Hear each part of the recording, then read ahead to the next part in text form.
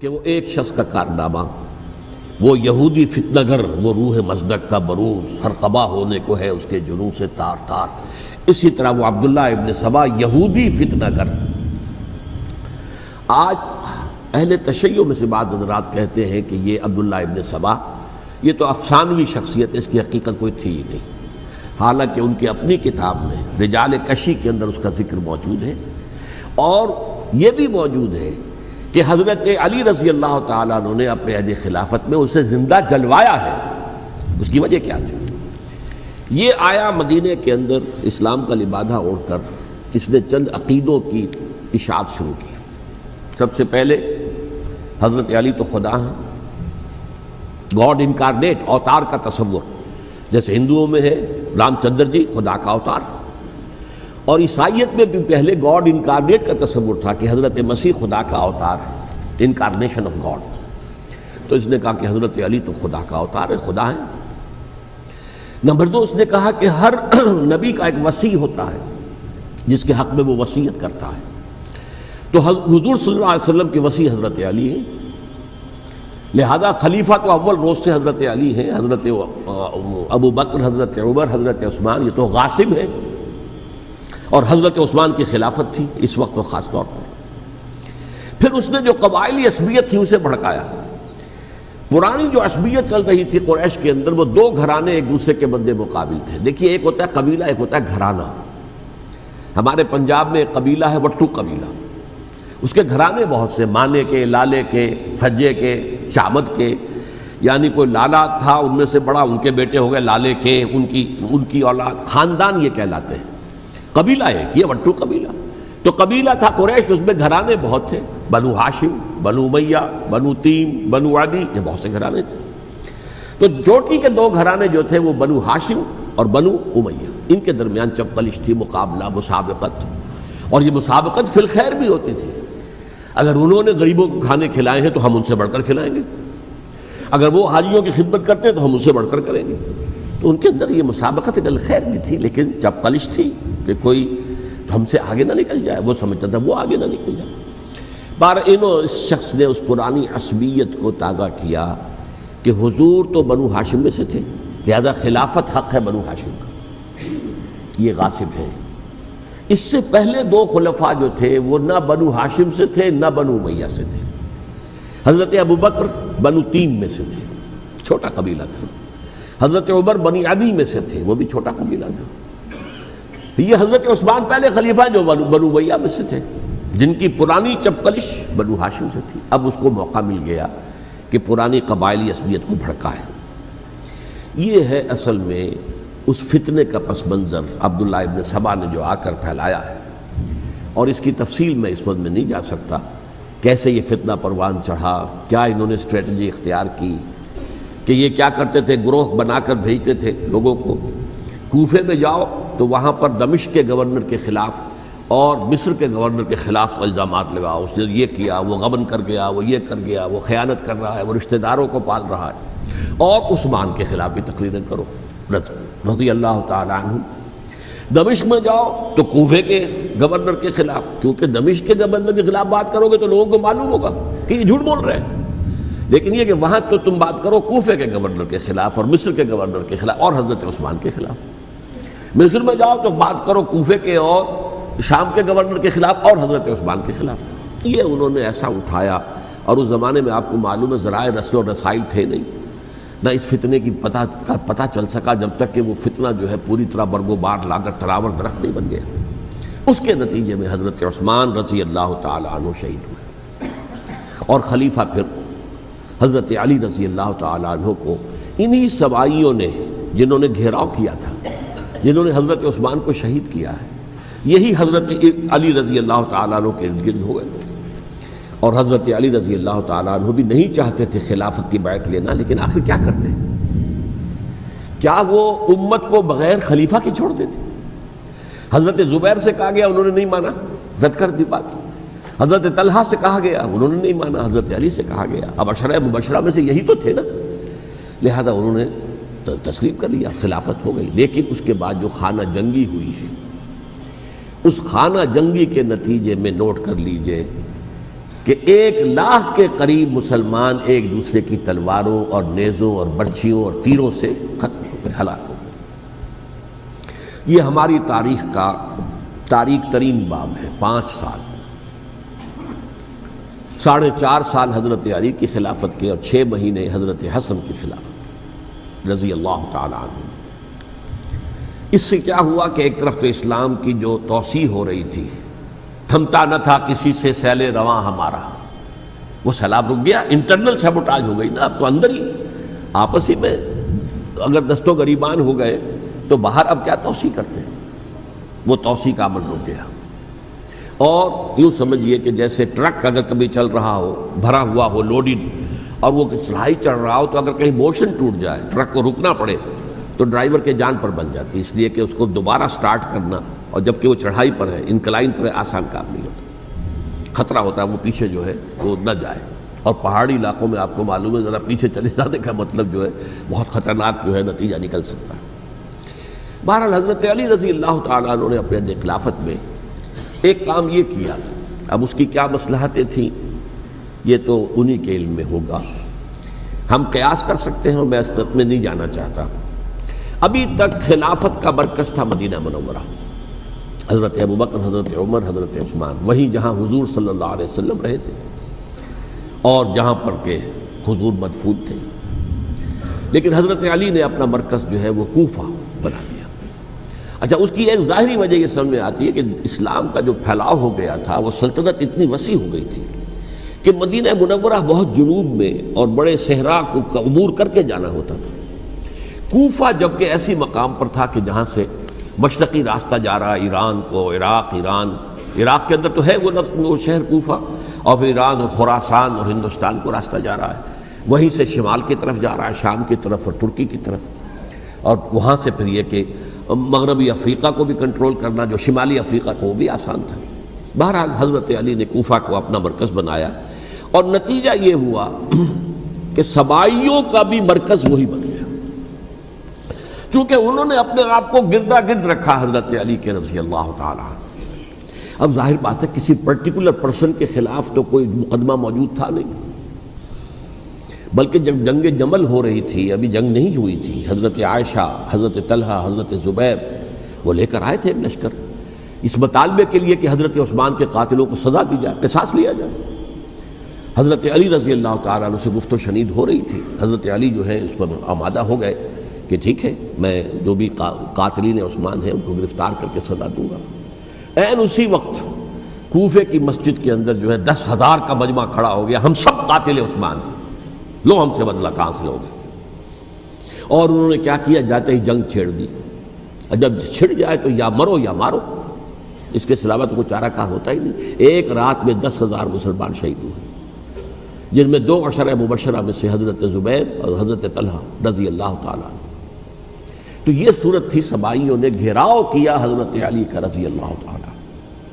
حضرت معاویہ دعوے دار نہیں تھے خلافت کے، قطعاً نہیں، ان کا صرف ایک دعویٰ تھا، اور وہ یہ تھا کہ عثمان کے قاتلوں کو گرفتار کرو، یا خود سزا دو یا ہمارے حوالے کرو، ہم اس سے قصاص لیں گے۔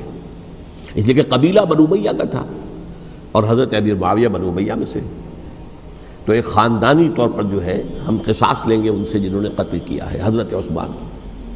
لیکن یہاں ظاہر بات ہے کہ حضرت علی رضی اللہ تعالیٰ عنہ کی طرف سے مطالبہ یہ ہوتا تھا، تم پہلے میری بیعت کرو، میرے ہاتھ مضبوط کرو تاکہ میں ان کے خلاف کوئی اقدام کر سکوں۔ لیکن انہیں یہ اندازہ تھا کہ اگر میں نے بیعت کی تو ظاہر بات ہے کہ حضرت علی تک پہنچنے سے پہلے مجھے گردن اڑا دیں گے یہ لوگ، اس لیے کہ سبائی جو ہے وہ آپ کو گھیرے ہوئے۔ بہرحال ایک عجیب الجھاؤ، ایک ڈائلیما تھا جس کی وجہ سے یہ جنگ چلتی رہی، اور حضرت علی رضی اللہ تعالیٰ عنہ کو انہی کے شیعان علی ہی کے اندر سے وہ جماعت علیحدہ ہوئی تھی جس کو ہم خوارج کے نام سے جانتے ہیں، اور ایک خارجی ابن ملجم ہی نے حضرت علی کو شہید کیا رضی اللہ تعالیٰ عنہ۔ پھر حضرت حسن رضی اللہ تعالیٰ عنہ، اب دیکھیے کس قدر صحیح بات تھی جو حضرت علی رضی اللہ تعالیٰ عنہ نے فرمائی جب ان سے کہا گیا کہ کیا ہم آپ کے بیٹے حسن کے ہاتھ پر بیعت کر لیں رضی اللہ تعالیٰ عنہ۔ فرمایا نہ میں تمہیں اس کا حکم دیتا ہوں نہ میں اس سے روکتا ہوں، یہ تمہارا معاملہ ہے، امرہم شورا بینہم، تم اپنے باہمی مشورے سے جو فیصلہ کرو گے ٹھیک ہے، میں نہ حکم دیتا ہوں نہ روکتا ہوں۔ اس کا کیا مطلب ہے؟ باپ کے بعد بیٹے کی خلافت ہرگز حرام نہیں ہے، ورنہ کہتے کیسے ہو سکتا ہے میرا بیٹا؟ نہیں، یہ نہیں کہا آپ نے۔ حضرت عمر سے بھی کہا گیا تھا کہ اپنے بیٹے کو نامزد کر دیں، عبداللہ ابن عمر کو، تو انہوں نے جواب میں کیا کہا؟ اسے تو طلاق دینی بھی نہیں آتی۔ انہوں نے اپنی کسی زوجہ کو طلاق دی تھی اور اس میں جو صحیح ترین طریقہ ہے وہ اختیار نہیں کیا تھا، انہیں طلاق دینے تک نہیں آتی تو میں اسے خلیفہ بنا دوں۔ یہ نہیں کہا تھا کہ باپ کے بعد بیٹا خلیفہ نہیں ہو سکتا، یہ تو نہیں تھا، کہیں حرام نہیں ہے، نہ کتاب و سنت میں، نہ کوئی حدیث ہے، نہ کہیں قرآن مجید میں۔ تو حضرت علی نے بھی فرمایا رضی اللہ تعالی، نہ میں روکتا ہوں نہ حکم دیتا ہوں، یہ تمہارا اپنا معاملہ ہے۔ بہرحال حضرت حسن رضی اللہ تعالی عنہ نے حضرت امیر معاویہ سے صلح کر لی، خلافت ان کے سپرد کر دی۔ دیکھیے، میں حضرت ابوبکر، حضرت عمر، حضرت عثمان، حضرت علی کے ساتھ حضرت حسن کے دور خلافت کو بھی خلافت راشدہ میں سے سمجھتا ہوں، اور تبھی 30 سال پورے ہوتے ہیں اس حدیث کے مطابق کہ حضور نے فرمایا خلافت 30 برس رہے گی، پھر ملوکیت آ جائے گی۔ تو حضرت حسن کا بہت بڑا کارنامہ یہ ہے کہ اس خانہ جنگی کا دروازہ بند کر دیا، اور یہ پیشن گوئی تھی حضور کی صلی اللہ علیہ وسلم حضرت حسن کو، جب بچے تھے حضور کے انتقال سے پہلے، میرا یہ بیٹا مسلمانوں کے 2 گروہوں میں صلح کرائے گا، یہ حضور کی پیشن گوئی تھی، اور وہ پیشن گوئی حضرت حسن کے علم میں بھی ہوگی یقیناً۔ بہرحال انہوں نے صلح کی حضرت امیر معاویہ کے ساتھ رضی اللہ تعالی عنہ، خلافت ان کے حوالے کر دی، اور کچھ شرائط تھیں طے ہو گئی، اللہ خیر صلی اللہ۔ حضور کی تو یہ پیشن گوئی جو ہے صحیح ثابت ہوئی کہ میرا یہ بیٹا مسلمانوں کے 2 بڑے گروہوں کے درمیان صلح کرا دے گا، اور سبائیوں نے انہیں تانے دیے، یا عار المومنین، اے مومنوں کے لیے موجب عار، موجب شرم، تم نے بزدلی دکھائی ہے، تم نے امیر معاویہ کو خلیفہ تسلیم کر لیا، تم نے بزدلی دکھائی، معاذ اللہ ثم معاذ اللہ ثم معاذ اللہ۔ اب میں کچھ باتیں حضرت امیر معاویہ کے بارے میں کہنا چاہتا ہوں، اس لیے کہ وہاں اس میں میں نے حضرت معاویہ کے بارے میں یہ تو بہت شدت کے ساتھ کہا تھا، اور میں اب بھی اس پر قائم ہوں اور پوری طریقے سے قائم ہوں۔ میرا مستقل موقف یہی ہے کہ حضرت معاویہ رضی اللہ تعالیٰ عنہ کے دور خلافت کو ہم خلافت راشدہ میں شامل نہیں سمجھتے، اہل سنت میں سے کوئی بھی نہیں سمجھتا، لیکن اس کے ساتھ میں نے حضرت امیر معاویہ کے کچھ مناقب بھی بیان کیے تھے تاکہ پلڑا جو ہے ترازو کا اس کے دونوں پلڑے سامنے آ جائیں، لیکن یہ کہ وہ حصہ میرے اس بیان کا نکال دیا گیا، ختم کر دیا گیا۔ یہ میں نہیں جانتا کہ اس میں کیا مصلحت دیکھی گئی ہے، اس میں تو کسی کے لیے کوئی معاملہ ایسا نہیں تھا کسی کے جذبات کو جو ہے وہ ٹھیس پہنچانے والا، کیونکہ میں نے کہا وہ خلیفہ راشد نہیں تھے، صاف میں نے کہا، بلکہ وہ دور ملوکیت کا آغاز ان سے ہو گیا ہے۔ بلکہ جب ایک صاحب نے یہ کہا کہ کربلا کے بعد سے دور ملوکیت آ رہی تھی، تو میں نے کہا نہیں جناب، دور ملوکیت تو 20 سال پہلے پوری ہو چکی تھی، شروع ہو چکی تھی۔ حضرت امیر معاویہ کے بھی 20 سال جو ہے وہ دور ملوکیت میں شمار ہیں۔ انہیں کسرى العرب بھی کہا گیا، عرب کے کسریٰ، جو شہنشاہ ایران کا خطاب تھا، حضرت معاویہ رضی اللہ تعالیٰ عنہ کو کسرى العرب کہا گیا، عرب کا کسریٰ یہ۔ لیکن دوسری طرف یہ ہے کہ وہ صحابی رسول ہیں رضی اللہ تعالیٰ، حضور کے برادر نسبتی بھی ہیں، حضور کے سالے ہیں، ان کی ہمشیرہ ام حبیبہ حضور کی زوجہ محترمہ ہیں، ام المومنین ہیں، ام حبیبہ رضی اللہ تعالیٰ عنہ۔ پھر کس قدر معتمد علیہ تھے حضور کے کہ کاتبان وحی میں شامل تھے، وحی کی کتابت کرنے والے چند لوگ تھے جنہیں کہ حضور کہتے تھے کہ اب یہ آیت لکھ لو، ان میں سے ایک امیر معاویہ بھی رضی اللہ تعالیٰ۔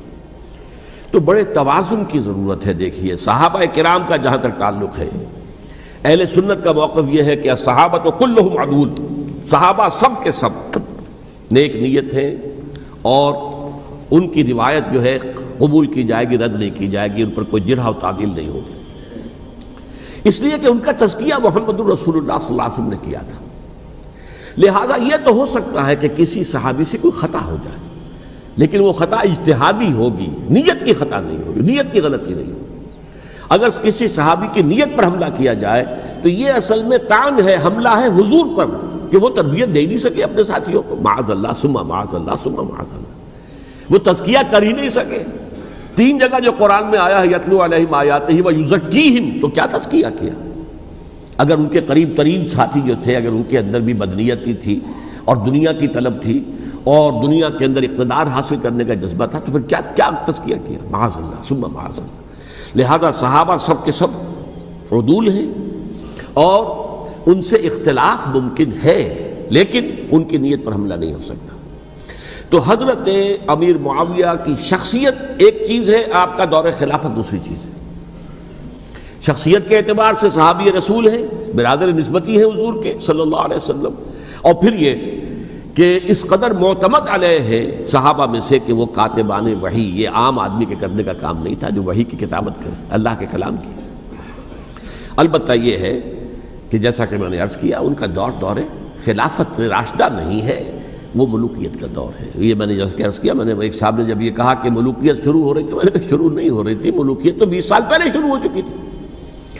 اسی طریقے سے ایک صاحب نے کہا تھا کہ اسلام کو قائم کرنے کے لیے حضرت حسین میدان میں آئے، میں نے کہا یہ بھی غلط ہے، اسلام تو 60 سال پہلے قائم ہو چکا تھا، نبی اکرم صلی اللہ علیہ وسلم کے دست مبارک سے اسلام قائم ہو گیا، جاء الحق وزهق الباطل ان الباطل کان زهوقا، پھر 30 برس تک وہ کامل شکل کے اندر قائم رہا۔ تو اسلام جو ہے وہ در حقیقت اب قائم کرنے والی بات نہیں تھی، البتہ اس کے اندر زوال شروع ہو گیا تھا، اس زوال کے عمل کو روکنے کے لیے حضرت حسین میدان میں آئے۔ یہ ایک چیز کو صحیح تاریخی پرسپیکٹو میں رکھنا، تو جس طرح سے دین کو قائم کرنے کے لیے دیکھیں، قائم تو کیا محمد رسول اللہ صلی اللہ علیہ وسلم والذین معہ رضی اللہ تعالی عنہ، انہوں نے کیا تھا۔ ہاں اب جو ہے وہ اپنی اس شاندار حیثیت سے نیچے گرنے لگا تھا، وہ میں بعد میں عرض کروں گا کہ میں نے اسے کیا عرض کیا تھا کہ یہ اس زوال کو روکنے کے لیے کسی طریقے سے یہ اپنی اصل حقیقت میں قائم رہے، یہ حضرت حسین رضی اللہ تعالیٰ عنہ کی سعی تھی۔ اچھا، حضرت امیر معاویہ کے جو 20 سال ہیں وہ پورے امن، سکون، اطمینان، کوئی جھگڑا، کوئی فساد، کوئی اختلاف، کوئی باہمی فانت جنگی، کچھ 20 سال۔ یہ بھی تاریخ کی بڑی چشم کشا حقیقت ہے جو عام طور پر لوگوں کے علم میں نہیں ہے۔ سبائی بھی دبکے رہے، حضرت امیر معاویہ کی حکومت اتنی مضبوط تھی، کنٹرول، کہ ان کو کچھ سر اٹھانے کا موقع نہیں ملا۔ موجود تھے، دبکے رہے، جیسا کہ میں نے کہا ریولوشن کے آخری مرحلے پر آ کر جو مخالفین ہیں وہ دب جاتے ہیں کہ پھر دیکھیں گے موقع ملے گا تو پھر لیں گے ان سے حساب کتاب۔ 20 سال رہے ہیں پورے امن کے۔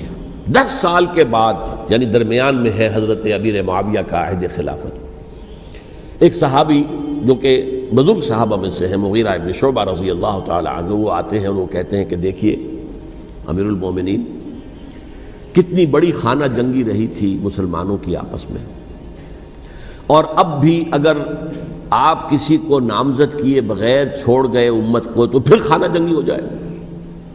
1 لاکھ اس وقت جو ہے وہ ہلاک ہوئے تھے، نہ معلوم اب کتنے ہلاک۔ لہٰذا آپ اپنی زندگی ہی میں نامزد کر دیجئے کسی کو خلیفہ، ولی عہد بنا دیجئے۔ حضرت امیر معاویہ نے ابتداءً جو ہے انکار کیا نہیں، لیکن ان کے دلائل ایسے تھے وزنی، اور میں سمجھتا ہوں کہ وہ بات صحیح تھی جو مغیرہ ابن شعبہ نے کہی، اس لیے کہ اب صحابہ کرام میں سے جو کبار صحابہ تھے وہ تو سب دنیا سے رخصت ہو چکے تھے۔ اب تو یا صغار صحابہ رہ گئے تھے جو حضور کے زمانے میں بچے تھے، حضرت حسن، حضرت حسین، عبداللہ ابن زبیر، یہ بچے ہی تھے نا، یا تو وہ تھے، اور یا بالکل نو مسلم تھے، اور نو مسلموں میں بڑی تعداد وہ تھی جو ایرانیوں کی تھی، شامیوں کی تھی، ادھر کی تھی، ادھر کی تھی، تو ان کو تو ظاہر بات ہے کہ تربیت نبوی سے کیا خلافت راشدہ سے بھی اکثر و بیشتر کو کوئی حصہ ملا ہی نہیں۔ تو اس صورت میں اب وہ اعلیٰ ترین معیار پر حکومت کے نظام کو قائم کرنا ممکن نہیں ہے۔ کوئی قبائلی عصبیت جب تک حکومت کی پشت پر نہیں ہوگی، حکومت مستحکم نہیں ہوگی۔ یہ گویا کہ ایک جس کو کہتے ہیں کہ حقیقت بینی، واقعیت پسندی، ایک آئیڈیلزم ہے اور ایک ریئلزم ہے کہ آپ فیکٹس آن دی گراؤنڈ کو غور کریں، سوچیں اس کے اوپر اور پھر کوئی فیصلہ کریں۔ اس اعتبار سے پھر حضرت امیر معاویہ نے بات مان لی اور بیعت لے لی لوگوں سے حضرت یزید کے لیے کہ یہ خلیفہ ہوں گے میرے بعد، اس کو ولی عہدی کہتے ہیں۔ اچھا، اس وقت 5 افراد ایسے تھے کہ جنہوں نے اس سے اختلاف کیا، یہ بات بہت اہم ہے۔ میرا کتابچہ ہے سانحہ کربلا، اس کے کچھ نسخے آج یہاں ہوں گے، آپ لوگ پڑھیے اسے غور سے اور پھیلائیے تاکہ حقیقت سامنے آئے۔ 5 افراد کون تھے جو ہونے چاہیے؟ ابو بکر فوت ہو گئے، ان کے بیٹے عبد الرحمن ابن ابی بکر، عمر فوت ہو گئے، ان کے بیٹے عبداللہ ابن عمر، عباس فوت ہو گئے، ان کے بیٹے عبداللہ ابن عباس، زبیر فوت ہو گئے، ان کے بیٹے عبداللہ ابن زبیر، اور حضرت حسن جو ہے ان کا انتقال ہو چکا تھا، حضرت علی کے بیٹے حضرت حسین رضی اللہ تعالی عنہ مجمعین۔ حضرت حسن کے بارے میں ایک فریق کا کہنا یہ ہے کہ انہیں زہر دے کر ہلاک کیا گیا، اہل تشیع کا قول یہ ہے، جبکہ اہل سنت کہتے ہیں کہ نہیں، وہ اپنی جو بھی طبی موت تھی اس سے ان کی وفات۔ لیکن میں اس میں نہیں جانا چاہتا، اس لیے کہ یہ مائکرو ہسٹری جو ہے نا، وہ تو ایک ایک واقعے کے لیے ادھر کی روایات کیا ہیں، ادھر کی کیا ہیں، ان کے پاس کیا دلائل ہے، یہ تو کسی ریسرچ اسکالر کا موضوع ہے، میرا موضوع نہیں ہے۔ لیکن بہرحال یہ 5 حضرات تھے جنہوں نے ولی عہدی کی بیعت نہیں کی، لیکن حضرت معاویہ اتنے حلیم الطبع انسان تھے، انہوں نے جبر نہیں کیا، کوئی تشدد نہیں کیا۔ ٹھیک ہے، ولی عہدی کی بیعت نہیں کر رہے، کوئی بات نہیں، میری بیعت تو کی ہوئی ہے نا، ابھی تو میں زندہ ہوں، بات ختم ہو گئی، میری بیعت کو تو نہیں توڑا انہوں نے، فسخ بیعت نہیں کی۔ اس اعتبار سے انہوں نے نہ کوئی تشدد کیا، نہ جبر کیا، نہ کوئی مواخذہ کیا۔ لیکن جب امیر معاویہ کا انتقال ہو گیا، اب ولی عہدی کی بجائے وہ اب خلافت کی بیعت ہوئی، سب لوگوں نے بیعت کر لی۔ ان 5 میں سے ایک فوت ہو چکے تھے، حضرت عبد الرحمن ابن ابی بکر فوت ہو چکے رضی اللہ تعالی، 4 تھے، ان 4 میں ایک اختلاف ہوا۔ 2 کی رائے یہ تھی، عبداللہ ابن عمر، عبداللہ ابن عباس، کہ اگرچہ یہ کام غلط ہوا ہے، اسلام کی روح کے منافی ہوا ہے، یہ بادشاہت کی بنیاد پڑ رہی ہے، لیکن یہ بات ایسی نہیں ہے کہ اس کی بنا پر ہم خانہ جنگی شروع کروا دیں، امت کے اندر خون خرابہ کروائیں، فساد کروائیں۔ لہذا انہوں نے بیعت کر لی۔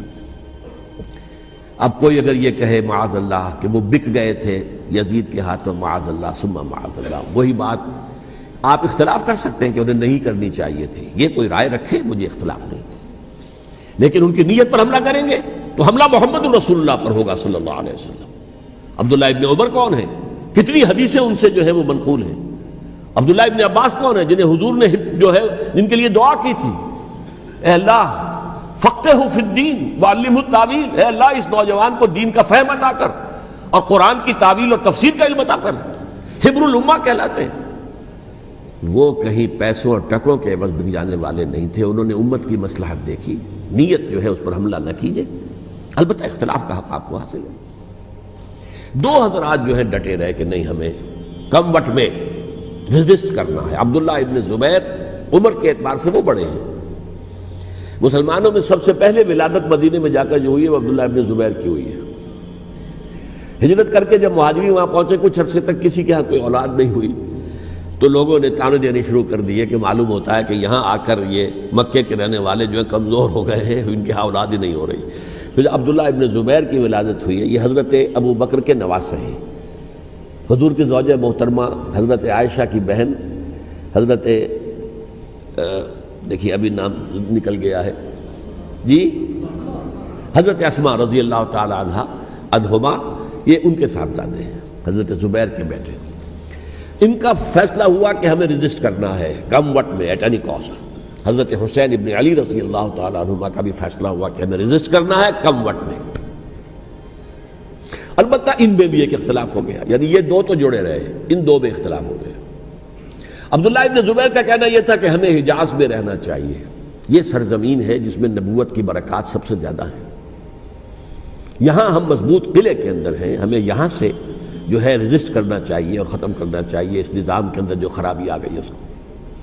حضرت حسین رضی اللہ تعالیٰ عنہ کے پاس خطوط کا تانتا بنا ہوا تھا، کوفے سے لوگ خط لکھ رہے تھے، آئیے آئیے آئیے، ہم آپ کے ہاتھ پر بیعت کریں گے، ہم آپ کے ہاتھ پر بیعت کریں گے، ہم آپ کے ہاتھ پر بیعت کریں گے۔ یہی وہ کوفہ جو حضرت علی کا دارالخلافہ رہا تھا اور جو پھر سبائیت کا گڑھ بن گیا تھا۔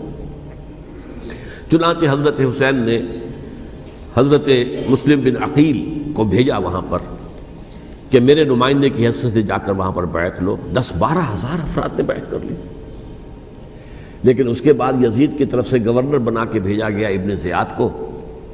ابن زیاد نے آ کر جو تشدد کیا اور سختی کی تو سب کے سب بیعت توڑ کر اور سب منحرف ہو گئے. مخلصین تو وہ تھے نہیں. الکوفی لایوفی، کوفی جو ہے وہ تو کوئی وعدہ وفا کرنے والا ہوتا ہی نہیں، بیعت توڑ دی. فمن نقص فانما ينقص على نفسه، بیعت کے بعد بیعت توڑ دینا بہت بڑا گناہ ہے، توڑ دی. ادھر اطلاع مل گئی حضرت حسین کو، چل چکے تھے وہ، راستے میں تھے کہ وہاں تو مسلم بن عقیل شہید ہو گئے اور سب لوگوں نے بیعت توڑ دی. اب واپس جانا چاہتے تھے لیکن مسلم بن عقیل کے بیٹے جو ہے اڑ گئے. یہ عرب کی اپنی ایک جو ہے پرانی ان کی حمیت اور ان کا قبائلی نظام کہ اب ہم اپنے والد کے خون کا قصاص لیے بغیر نہیں جائیں گے. حضرت حسین رضی اللہ تعالیٰ عنہ کی مروت اور شرافت کہ یہ میرا ساتھ دینے کے لیے آئے تھے، اب میں ان کا ساتھ نہ دوں تو یہ تو شرافت اور مروت کے خلاف ہے. کہا اچھا چلو چلتے.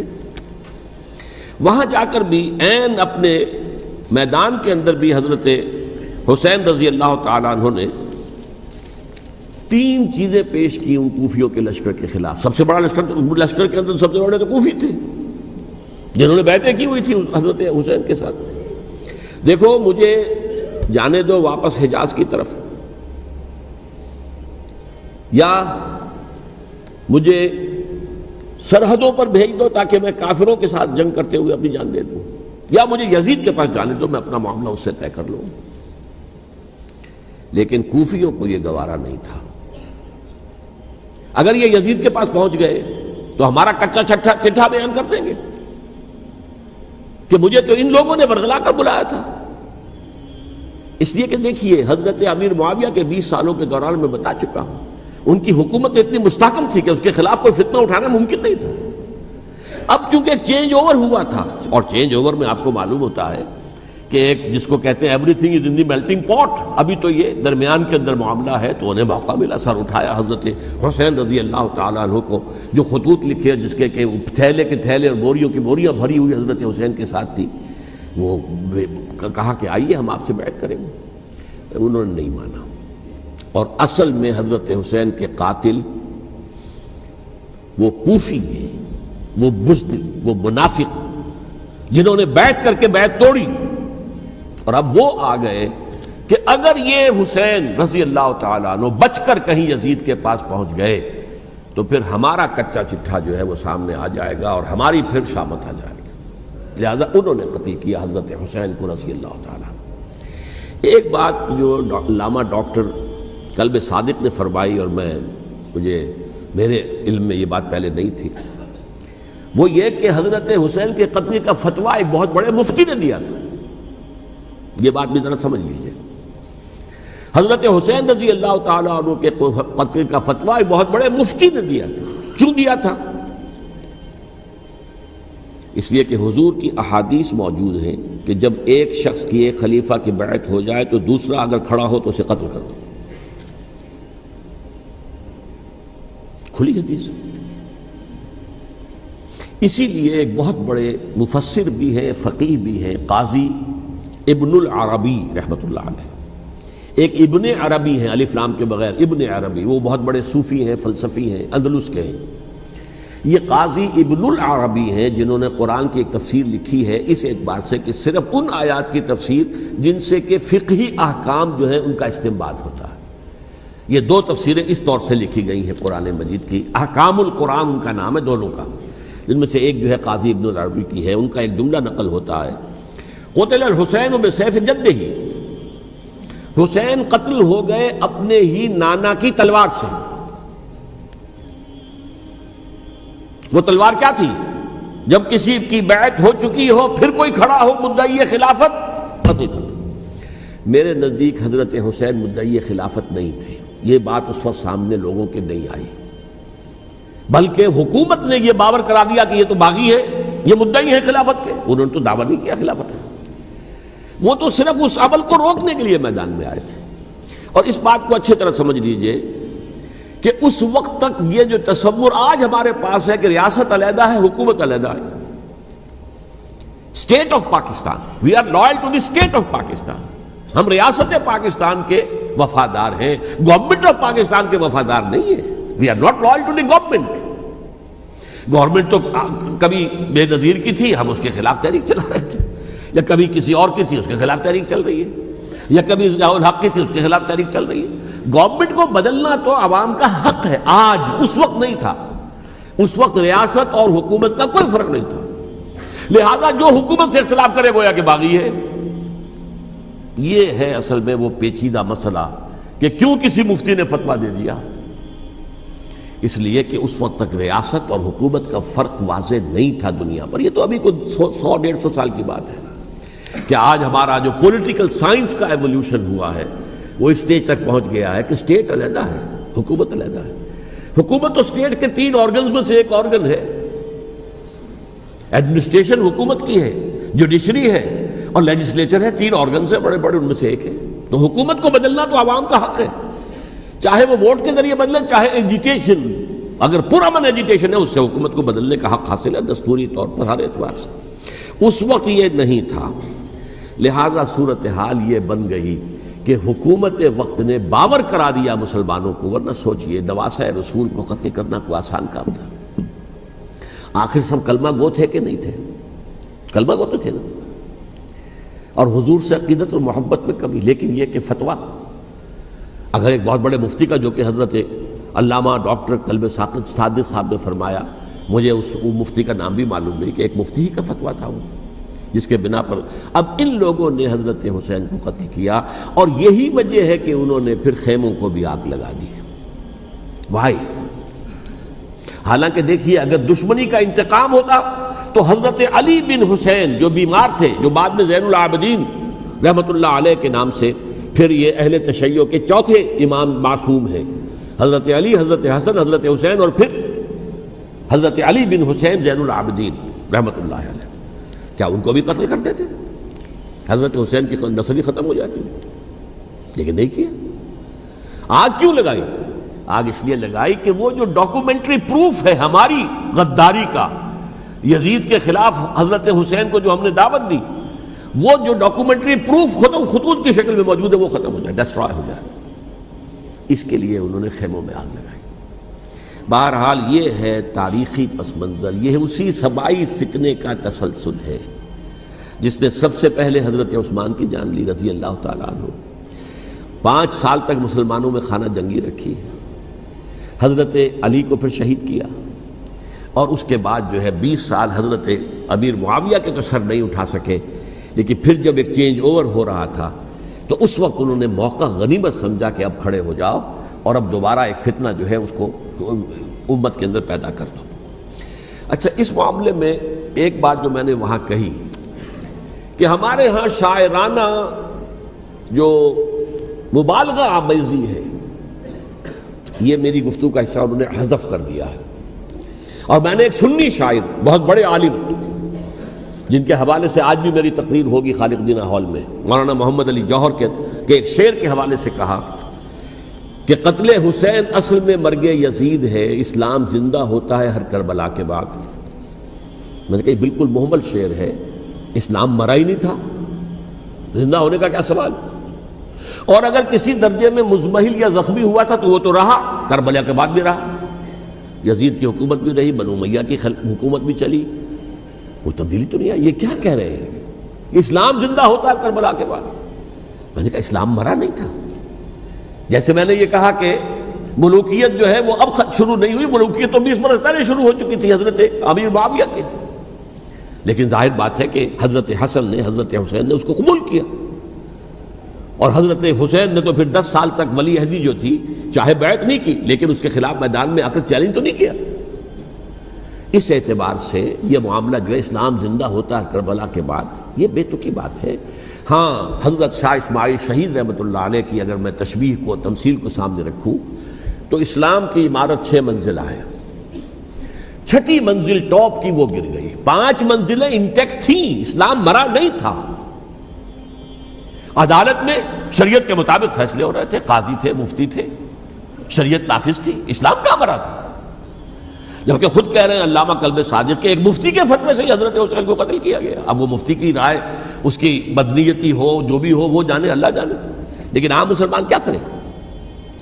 اس پہلو سے اسلام مرا نہیں تھا. ہاں ایک منزل گر گئی تھی، وہ گری رہی، 1000 برس تک گری رہی، یہاں تک کہ آ کر مغربی امپیریلزم نے اس کے گرایا، ملوکیت کا معاملہ ختم کیا اور وہ جبرین ملوکیت دوسری آ گئی.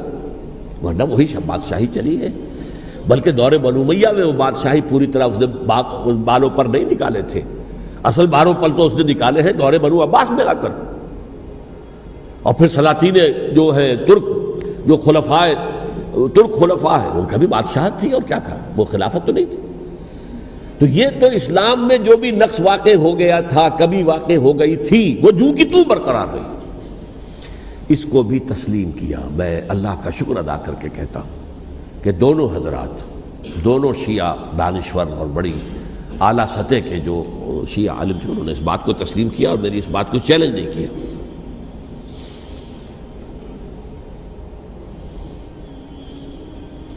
اصل میں تیسری بات میں نے یہ کہی کہ دیکھیے حضرت حسین رضی اللہ تعالی عنہ کی اس شہادت کے بعد، اس کے بعد واقعہ حرہ بھی ہوا، جو واقعہ کربلا سے بھی بعض اعتبارات سے زیادہ بھیانک اور زیادہ گھناؤنا واقعہ بنو امیہ کی تاریخ ہے، جس کو لوگ جانتے ہی نہیں. مدینہ کے کچھ لوگوں نے بغاوت کی اور انہوں نے اس کے خلاف فوج بھیجی، اور فوج کو جب مدینہ فتح کر لیا، 3 دن کے لیے حلال کر دیا، جو چاہو کرو، یہاں جسے چاہو مارو، جسے چاہو لوٹو، جس کا گھر چاہو برباد کرو، جس عورت کو چاہو ریپ کرو. اور یہ مدینہ النبی کے اندر ہوا. تو کاٹ کھانے والی ملوکیت کے اندر بہت سے واقعات ہوئے. عبداللہ ابن زبیر کھڑے ہوئے، انہوں نے حکومت قائم کی تھی، لیکن یہ کہ وہ تو 6 سال کے لیے کامیاب بھی رہے، ایک حکومت قائم کی، بنو امیہ کے ہاتھ پر بیعت نہیں کی، بالآخر ان کی حکومت بھی ختم ہو گئی. پھر حضرت زید کھڑے ہوئے، انہوں نے بغاوت کی، وہ بھی ناکام رہ گئے. پھر بنو عباس میں کھڑے ہوئے حضرت نفس زکیہ، حضرت حسن رضی اللہ تعالیٰ عنہ کے اولاد میں سے، وہ بھی ناکام ہو گئے، شہید ہو گئے. پھر یہ سمجھ لیا گیا کہ اب یہ جہاں تک چھٹی منزل ہے وہ تو دوبارہ تعمیر نہیں ہو سکتی. یہ تو جس کی لاٹھی اس کی بھینس، جس کے پاس طاقت ہوگی اس کی حکومت ہوگی، جس کا قبیلہ زیادہ قوی ہوگا، جس قبیلے میں زیادہ عصبیت ہوگی، مضبوط ہوگا، متحد ہوگا، طاقتور ہوگا، اسی کی حکومت ہوگی. البتہ اس کے نیچے لوگوں کے اخلاق کی اصلاح کرو. صوفیاء کرام نے وہ کام اپنے ذمے لیا، اور بالکل وہی کام ہے کہ جو ائمہ اہل بیت کرتے رہے. حضرت حسن کی اولاد میں پھر حضرت علی بن حسین رضی اللہ تعالی، حضرت حسین کی اولاد میں پھر امام محمد باقر، امام محمد جعفر صادق، اور اس کے بعد بھی 5 اور. کسی نے بغاوت نہیں کی. جیسے علماء کرام کام کر رہے تھے اور جیسے صوفیاء کرام کام کر رہے تھے، ایسے ہی وہ مسلمانوں کی علمی تربیت، روحانی تربیت و تزکیہ کر رہے تھے. کسی نے حکومت کو چیلنج نہیں کیا. نوٹ کر لیجیے اس بات کو. حضرت علی نے بھی چیلنج نہیں کیا تھا، حضرت حسن نے چیلنج نہیں کیا، خود صلح کر لی. تو ائمہ اہل بیت جو 12 یہ گنتے ہیں، جن میں سے آخری جو ہے حضرت مہدی کو تو ابھی ظاہر ہونا ہے، ان کے عقیدے کے مطابق وہ روح پوش ہیں، وہ ظاہر ہوں گے. لیکن 11 حضرات کے بارے میں یہ کہ حضرت حسین کے سوا کسی نے بھی چیلنج نہیں کیا وقت کے نظام کو. اور حضرت حسین نے بھی اس مغالطے پر کیا کہ کوفی ساتھ دیں گے، اور یہ موقع ہے کہ یہ جو چھٹی منزل اسلام کی گر گئی ہے اسے دوبارہ تعمیر کر دیا جائے. انہوں نے خلافت کا دعویٰ نہیں کیا تھا، یہ انہیں عوام کو مغالطے میں مبتلا کیا گیا کہ یہ خلافت کا مدعی ہو کر سامنے آیا. جیسا کہ میں نے آپ سے کہا تھا، امیر معاویہ نے حضرت علی کے عہد خلافت میں کبھی خلافت کا دعویٰ نہیں کیا. مدعی خلافت نہیں تھے وہ تو یہ کہتے تھے کہ قاتلان حسین جو ہے، قاتلان عثمان کو سزا دو، قصاص دو، بس. اسی طرح حضرت حسین نے بھی. اب دیکھیے اس ضمن میں اس میں کوئی شک نہیں ہے، حضرت حسین رضی اللہ تعالی عنہ کی جو شہادت ہوئی ہے اور ان کے ساتھیوں کی، اعزاء و اقارب کی، تاریخ انسانی میں یہ عزم، ہمت، شجاعت، مثابرت، صبر، استقلال، استقامت، اس کی بہت روشن مثال ہے، بہت روشن مثال ہے، بہت روشن مثال ہے. لیکن اس سے تاریخ کی رفتار پر کوئی اثر نہیں پڑا. وہ جو ملوکیت آ گئی تھی وہ اور گہری سے گہری ہوتی چلی گئی. واقعہ کربلا کے بعد تو واقعہ ہررا ہوا میں نے گنوا دیا آپ کو، اس سے زیادہ تو میرے خیال میں کہ اور ہمارے لیے لائق شرم جو ہے کوئی واقعہ ہے ہی نہیں اس پہلو سے۔ لیکن حضرت حسین کا ایک، اب ان کو یہ کہ میں مطلب یہ کہ اگر میں ان کے ہاتھ پر بیعت کر لیتا ہوں جو کہ اس وقت سامنے موجود تھے کہ یزید کی بیعت تمہارے ہاتھ پر کرتا ہوں، تو گویا کہ اپنے آپ کو سرنڈر کر دیتے۔ وہی خطرہ جو امیر معاویہ کو تھا کہ مجھے وہ تو پہنچنے بھی نہیں دیں گے علی تک رضی اللہ تعالیٰ عنہ اور مجھے پہلے شہید کر دیں گے، یہی خطرہ حسین کو تھا رضی اللہ تعالیٰ عنہ کہ مجھے یزید تک پہنچنے نہیں دیں گے، پہلے قتل کر دیں گے۔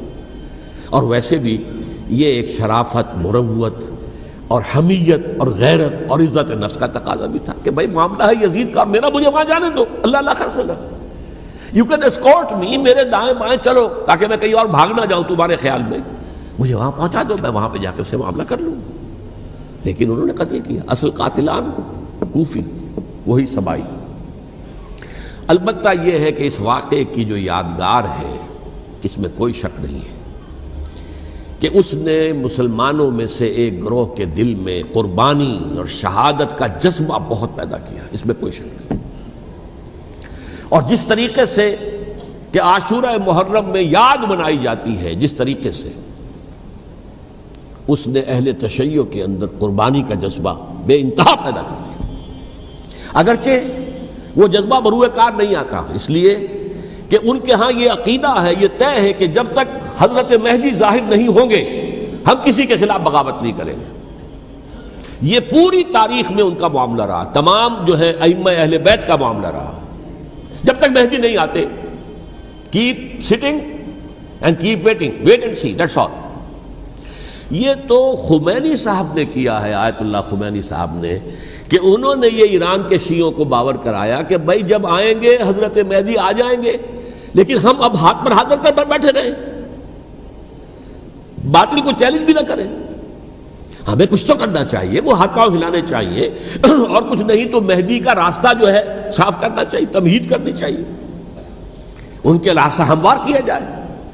تو یہ ان کی بڑی عظمت ہے آیت اللہ خمینی صاحب کی کہ اہل تشیع ایران کے جو ہے ان سے انہوں نے یہ بات منوا لی کہ ہم بالکل انرٹ نہیں بیٹھے رہیں گے، بلکہ اب انہیں نائب امام قرار دے کر اور ولایت فقیہ کے فلسفے کے حوالے سے، یہ دو چیزیں ان کی جو ہیں بنیادی فلسفے کی ہیں، وہ اس وقت میرا موضوع نہیں ہے، انہوں نے عوام کو ایسا کھڑا کیا ہے کہ 20,000 سے لے کر 30,000 کے درمیان انسانوں نے جانیں دے دی، عورتوں کے جلوس نکلے، شیرخوار بچہ گود میں ہے عورت کے اور گولی کھا رہی ہے اور مر رہی ہے، گر رہی ہے۔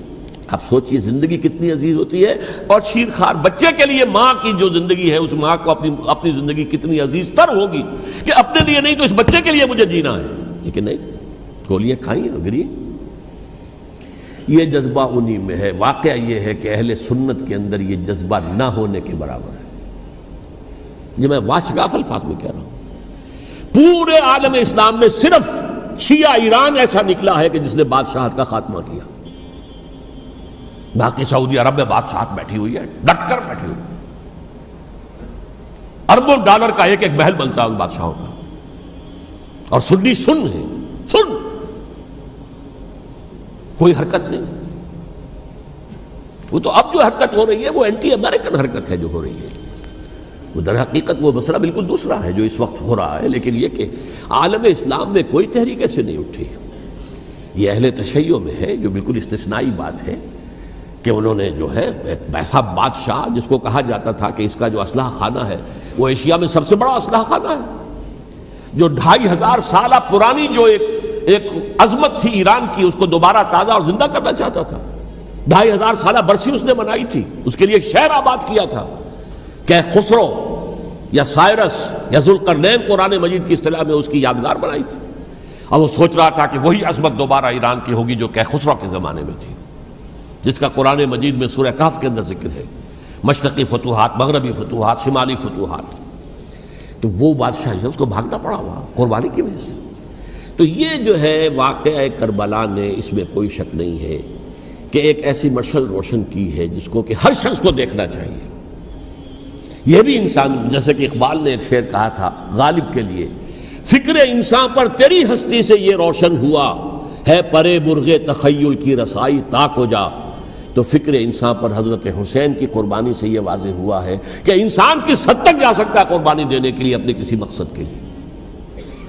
مقصد ان کا جو تھا، میں نے اسی لیے آیت پڑھی تھی، معاذ اللہ ثم معاذ اللہ۔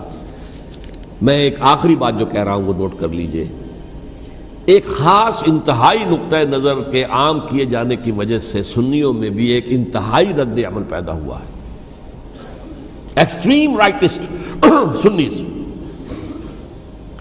اگر ایک طرف سے حملہ کیا گیا ہے حضرت عثمان کی نیت پر، ان کو خیانت کا الزام لگایا گیا، ان پر اقربا پروری کا الزام لگایا گیا، حضرت ابو موسیٰ شریف پر خیانت اور غداری کا الزام لگایا گیا، یہ ساری چیزیں اگر صحابہ کرام کے اوپر ہوئی ہیں، امیر معاویہ پر، امیر اور عمرو بن العاص پر، تو جواب میں کچھ لوگ کھڑے ہو گئے، حضرت علی وہ اقتدار کے طالب تھے، معاذ اللہ ثم معاذ اللہ ثم معاذ اللہ۔ یہ اہل سنت کا موقف نہیں ہے۔ حضرت حسین اقتدار کے طالب تھے، ہرگز نہیں، ہرگز نہیں، ہرگز نہیں۔ وہی اصول جو میں نے بتایا تھا سب کے لیے لاگو رہے گا، وہ امیر معاویہ کے لیے ہے تو حضرت علی کے لیے بھی، حضرت حسین کے لیے بھی ہے۔ یہ نیک نیت ہے، آپ ان کی کسی رائے سے اختلاف کر سکتے ہیں لیکن ان کی نیت پر حملہ نہیں کریں گے۔ نیت پر حملہ کریں گے آپ کا ایمان بالرسالت جو ہے وہ مجروح ہو جاتا ہے۔ یہ رسول کے ساتھ بھی ہے، رسول نے ان کا تزکیہ کیا، یتلو علیہم آیاتہ ویزکیہم، اس کا سارا عمل محمد کا کیا ہوا ہے صلی اللہ علیہ وسلم۔ تو صحابی کے معاملے میں یہ ہمارے ہاں ان کو اہل سنت جو ہیں، جو معتدل مزاج کے، اور اکثریت ان کی، یہ تو چند لوگ ہیں، ذرا قلم چلا لیتے ہیں تو ان کی بہت سی کچھ چھوٹی چھوٹی کتابیں بھی شائع ہو گئی ہیں بہت، لیکن انہیں اہل سنت نے قرار دیا ناسبی یا خارجی۔ جیسے خوارج نے کہا تھا حضرت علی بھی کافر ہیں اور حضرت ابی معاویہ بھی کافر ہیں، حضرت عمرو بن العاص بھی کافر ہیں، معاذ اللہ ثم معاذ اللہ۔ ایسے ہی کچھ لوگ حضرت حسین پر بھی الزام لگاتے ہیں کہ اقتدار کی ہوس اور طلب کے اندر انہوں نے یہ سارا سفر کیا تھا، اور بس یہ ہے کہ وہ جو بازی تھی وہ ہار گئے، اللہ اللہ خیر صلی اللہ، اس سے آگے کیا ہے معاملہ؟ نہیں، معاذ اللہ ثم معاذ اللہ۔ اسی لیے میں نے آیت آج جو پڑھی تھی ایک اور جو بہت بظاہر آپ کو معلوم ہوئی ہوگی، غیر متعلق ہے میرے آج کے عنوان سے، تلک الدار الآخرۃ نجعلھا للذین لا یریدون علوا فی الارض ولا فسادا۔ یہ سورہ قصص کے آخری آیات میں سے، دیکھو یہ آخرت کا گھر جو ہے وہ ہم خاص کر دیں گے ان لوگوں کے لیے جو اس زمین میں اپنے اقتدار کے طالب نہیں ہوتے۔ زمین میں اقتدار کے طالب ہوگے فساد ہو جائے گا، تم بھی طالب میں بھی طالب، جھگڑا ہوگا، لڑائی ہوگی، دنگا ہوگا، فساد ہوگا۔ تلک الدار الآخرۃ نجعلھا للذین لا یریدون علوا فی الارض ولا فسادا۔ جو لوگ زمین میں اپنے اقتدار کے طالب اور اس کے نتیجے میں فساد پیدا کرنے والے نہیں ہیں، ان کے لیے ہم نے آخرت کا گھر خاص کیا ہے۔ والعاقبۃ للمتقین، اور عاقبت جو ہے، انجام کار، آخرت جو ہے وہ تو متقیوں کے لیے ہے۔ اسی میں آئیں گے سب صحابہ کرام، خواہ وہ حضرت علی ہیں رضی اللہ تعالیٰ عنہ، اور خواہ وہ حضرت امیر معاویہ ہیں، حضرت عثمان ہیں رضی اللہ تعالیٰ عنہما، خواہ حضرت حسن ہیں، حضرت حسین ہیں رضی اللہ تعالیٰ عنہما، خواہ عبداللہ ابن زبیر ہیں، خواہ عبداللہ ابن عباس ہیں، خواہ عبداللہ ابن عمر ہیں رضی اللہ تعالیٰ عنہم اجمعین۔ اس اصول کو سامنے رکھ کر اختلاف آپ کر سکتے ہیں کسی سے بھی، لیکن کسی کی نیت پر حملہ کریں گے تو اصل میں آپ کا ایمان بالرسالت مجروح ہو جائے گا۔ علی کو نبی اکرم صلی اللہ علیہ وسلم نے اپنا نائب بنا کر چھوڑا تھا جب غزوہ تبوک میں جا رہے تھے مدینے میں۔ حضرت علی نے کہا بھی کہ مجھے آپ عورتوں کے ساتھ بٹھا کے جا رہے ہیں۔ فرمایا تمہارا مقام میرے ساتھ وہی ہے جو موسیٰ کے ساتھ ہارون کا تھا۔ ہارون کو چھوڑ کر گئے تھے نا یہودیوں کے پاس جب گئے تھے تورات لینے کے لیے، تو تمہارا وہی مقام ہے میرے ساتھ۔ تو یہ حضرت علی ہے رضی اللہ، ان کے بارے میں میرا، ان کی کیا عظمت میری نگاہ میں۔ تو یہ 3 کتابچے ہیں، مجھے نہیں معلوم تیسرا یہاں ہے یا نہیں ہے، بہرحال آپ لوگوں کو ریکمینڈ کر رہا ہوں کہ ان کا مطالعہ کریں۔ اب یہ کہ آخری بات یہ کہ اصل ہمارے کرنے کا کام کیا ہے۔ دیکھیے کیوں نہیں کیا کسی نے بھی خروج کا معاملہ، وہ میں واضح کر چکا ہوں، بغاوت نہیں کی۔ کیوں؟ ایک تو ریاست اور حکومت میں فرق نہیں تھا، ذرا کھڑا ہو اور وہ باغی قرار پائیں گے، واجب القتل ہو جائیں گے، فتوے کی زد میں آ جائیں گے، یہ معاملہ تھا۔ اور دوسرے یہ کہ عمارت پوری گری نہیں تھی، ایک منزل گری تھی نا۔ آج ہم کہاں کھڑے ہیں؟ پوری عمارت گری ہوئی ہے، نہ شرعی عدالتیں ہیں، نہ شرعی فیصلے ہیں، نہ احکام الہی نافذ ہے، نہ حدود اور قصاص کے معاملات، کچھ بھی نہیں۔ ہمارا فرض کیا ہے؟ حضرت حسین کی مدح کرتے رہیے، تعریف کرتے رہیے، صحابہ کرام کی مدح کرتے رہیے، مدح صحابہ، اس کے لیے مجلسیں قائم ہو رہی۔ بھائی کر کیا رہے ہو؟ تھے تو آبا وہ تمہارے ہی، مگر تم کیا ہو؟ ہاتھ پر ہاتھ دھرے منتظر فردا ہو۔ تلک امۃ قد خلت لہا ما کسبت ولکم ما کسبتم۔ وہ تو ایک امت تھی جو چلی گئی، اللہ کے ہاں پہنچ گئے۔ جو کچھ انہوں نے کمایا وہ ان کے لیے، تمہارے لیے نہیں ہے۔ تمہارے لیے وہ ہوگا جو تم کماؤ گے۔ ہمارے لیے راستہ اب یہی ہے کہ خلافت راشدہ کے مکمل نظام کو اثر نو قائم کرنے کے لیے منہج انقلاب نبوی کو اختیار کریں۔ میری کتاب اس پر، کیسٹس اس پر، آڈیو کیسٹس، ویڈیو کیسٹ، سی ڈیز، نہ معلوم ڈی وی ڈی، سب کچھ موجود ہے۔ سیرت النبی پر تو میں عرض کر چکا ہوں، فلسفہ سیرت النبی سمجھنا ہے تو میری کتاب پڑھیے، ورنہ سیرت النبی آپ پڑھ لیں گے، واقعات معلوم ہو جائیں گے، فلسفہ سیرت سامنے نہیں آئے، اس کا آپ مطالعہ کریں گے میری کتاب سے۔ اور دوسرے یہ کہ یہ خلافت قائم کرنے کے لیے جو جد و جہد ہم کر رہے ہیں، تحریک خلافت پاکستان جس کا میں داعی ہوں ادنا سا، وہ تنظیم نہیں ہے، میں اس کا امیر نہیں، وہ ایک تحریک ہے۔ جیسے تحریک پاکستان کہلاتی تھی جس کی تنظیم تھی مسلم لیگ، پارٹی کا نام مسلم لیگ تھا، لیکن تحریک پاکستان، اس طرح تحریک خلافت پاکستان وہ ہم نے چلائی ہے تنظیم اسلامی کے تحت۔ یہ خلافت جب پہلی چلی تھی آج سے 84 سال قبل، نومبر 1921 میں خالد دینہ ہال میں وہ مقدمہ چلا تھا، جس کے نتیجے میں بڑے بڑے جو لیڈر تھے ہمارے، مولانا محمد علی جوہر اور مولانا حسین مدنی اور مولانا ابوالکلام آزاد، ان سب کو 2 سال کی قید کی سزا سنائی گئی تھی، بغاوت، مقدمہ بغاوت، یہ خالد دینہ ہال۔ اسی میں سن 91 یا 92 میں نے 3 دن تقریریں کی تھیں، جن میں آج سے پھر میں 3 تقریریں کرنے والا ہوں، ایک آج شام کو، ایک کل شام کو رات 9 بجے، آج بھی کل بھی، ایک پرسوں اتوار کی صبح کو، 10 بجے ہے کیا؟ 11 بجے۔ تو ان میں آپ حضرات شرکت فرمائیں، تاکہ اصل جو ہمارے کرنے کا کام ہے، تاریخ کو بھی سمجھنا چاہیے، تاریخ کے عوامل کیا ہیں، کیا پس پردہ عوامل کار فرما تھے، کیا کسی شے کی اصل حقیقت ہے، وہ سمجھنا چاہیے۔ لیکن یہ ہے کہ اس اعتبار سے میں نے جب یہ لفظ استعمال کیا تھا اس مذاکرے میں، لپ سروس، کہ یہ ہم صرف لپ سروس کرتے رہیں، مدح کے بیان کرتے رہیں، منقبت بیان کرتے رہیں، حضور کی نعتیں کہتے رہیں، اس سے تو بات نہیں بنے گی جب تک کہ وہ فرض منصبی شہادت علی الناس کا جو ہمارے ذمے ہے بحیثیت امت محمد صلی اللہ علیہ وسلم، اس کو ادا نہ کریں۔ مجھے خوشی ہے کہ اس کی بھی تائید دونوں حضرات نے کی، ہاں یہ لپ سروس کا معاملہ ہے۔ اللہ تعالی حضرت حسین کے نقش قدم پر چلتے ہوئے، بلکہ اصل میں تو ہمارے لیے اسوہ رسول ہے محمد صلی اللہ علیہ وسلم کا، اس پر چلتے ہوئے ہم پاکستان میں اسلام کا نظام خلافت قائم کرنے کی جد و جہد کریں۔ اقول قولی ھذا واستغفر اللہ لی ولکم ولسائر المسلمین والمسلمات۔